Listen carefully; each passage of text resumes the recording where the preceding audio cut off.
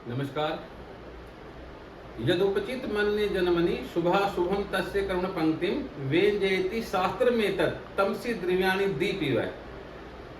जो जन्म जन्मांतरों में मनुष्य के कर्मों के द्वारा जो भी शुभाशुभ फल पैदा होता है, उसी के अनुसार शुभाशुभ फल वो जो वर्तमान समय में भोगता है, उसी के बारे में हमारे को जन्म पत्री ज्योतिष शास्त्र के माध्यम से ग्रह नक्षत्र के आधार पर हमें बतलाती है। ऐसे बहुत से लोग होते हैं जिन्होंने न जाने कितनी ही रेमेडीज करवा ली होती हैं, उपाय करवा चुके होते हैं, उसके बावजूद भी उनकी जो स्थिति है वो यथावत बनी रहती है। उसके पीछे क्या कारण है? मुझे लगता है कि ज्योतिष में बनने वाले जो योग हैं, उनकी जानकारी का न होना ही व्यक्ति की परेशानियों का सबसे बड़ा कारण है। आज हम बात करते हैं सकट योग की। हम सब जानते हैं कि दो ग्रह जन्म पत्री में, एक है चंद्रमा, मून हो गया, दूसरा हो गया हमारा जुपिटर यानी बृहस्पति।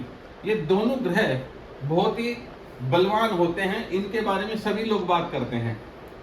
बृहस्पति को तो बहुत ही अच्छा माना हमने, लेकिन वास्तविकता है कि बृहस्पति जब अगर जन्म पत्री में खराब होता है तो सारी जन्म पत्री को ही कहीं न कहीं निष्फल करने की ताकत रखता है।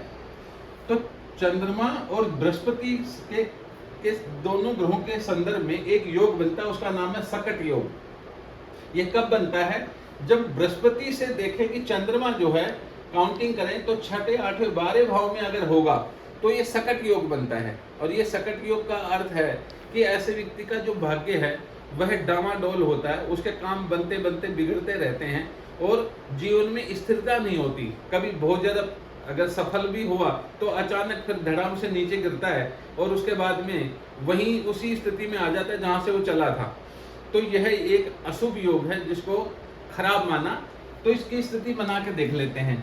मान लीजिए किसी का बृहस्पति 9वें भाव में बैठा है और चंद्रमा अगर 2nd हाउस में बैठा है, तो ऐसे में गुरु से देखें 1 2 3 4 5 6।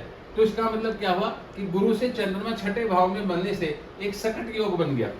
सकट योग अब एक नियम है ज्योतिष का, जिन भावों में बनेगा उन भावों से संबंधित ही पीड़ा होगी, शत्रुता होगी, रोग होंगे, कष्ट होंगे, परेशानियां होंगी।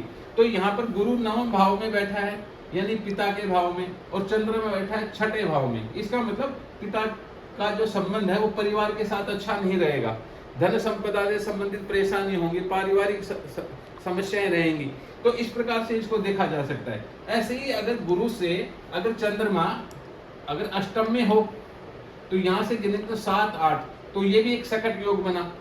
तो इसी प्रकार से अगर चंद्रमा अगर मान लो यहाँ पर है तो गुरु से अगर गिने तो ये 12 भाव में होगा, ये भी सकट योग है। सकट योग का जो फल है वह उस संदर्भ में महर्षि पराशर जी कहते हैं कि इस योग में उत्पन्न जो जातक है उसको नाना प्रकार की परेशानियां, रोग, शत्रुता, कर्जा होना, कार्यों में रुकावट आना, पारिवारिक क्लेश होना, हानि होना, परेशानियां ही परेशानियों की बात करते हैं। तो ये योग जो है वह सकट योग बनता है। इसका निरीक्षण जन्म पत्री में अवश्य करना चाहिए। ये भी देखने में आता है कि अगर गुरु और चंद्रमा दोनों ही अगर 100 राशि आदि में हो, मूल त्रिकोण राशि में हो, तो ऐसी स्थिति में ये सकट योग जो है वह यदा कदा फल देगा, हमेशा फल नहीं देगा, लेकिन अशुभ फल तो यथावत रहता है। क्योंकि कोई भी ग्रह जब बलवान होता है तो उसके अशुभता में कमी होती है, ये ज्योतिष का सर्वमान्य नियम है। तो इन बातों को देखना चाहिए। चंद्रमा अगर केंद्र में होने मात्र से भी कुछ न कुछ अशुभता में कमी आती है, लेकिन उसके बावजूद भी जब भी अशुभ ग्रहों की दशाएं अंतरदशाएं आएंगी, मार्केश के अंदर अष्टमेश के अंतर से आना, मार्केश के अंदर षष्टेश की या द्वादशेश की अंतरदशा आना, या योग कारक ग्रह की महादशा में अकार ग्रह के अंतर से आना, और उन दोनों का कोई संबंध ना हो, तो वह समय अत्यधिक पीड़ादायक होगा। वह समय सकट योग का जो फल है, भाग्य में बदलाव आना, भाग्य में रुकावट आना, बनते बनते काम बिगड़ना, हेल्थ की प्रॉब्लम होना, पैसों की दिक्कत होना, पारिवारिक रूप से परेशानियां होना, ये सब फल उस समय विशेष रूप से घटित होंगे।